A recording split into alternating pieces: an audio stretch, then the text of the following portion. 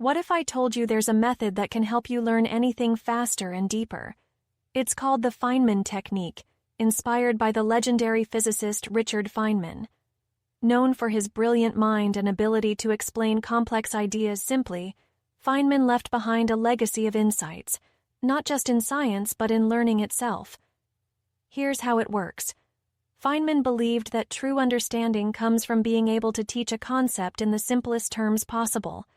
If you can't explain it simply, you probably don't understand it well enough. So he developed a 4-step process to break down any topic and master it. Let's walk through it. Step 1. Choose a concept.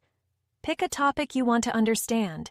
It could be anything: quantum mechanics, a new skill, or even a life principle. Write the name of the concept at the top of a blank page. Step 2. Teach it like you're explaining to a child.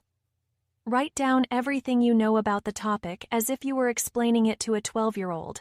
Use simple language. Avoid jargon. This forces you to simplify your thoughts and identify gaps in your knowledge. Step 3. Review and fill in the gaps. When you hit a point where you can't explain something clearly, go back to your source materials. Study, research, and fill in those gaps. Then return to your explanation and try again. Step 4. Simplify and analogize.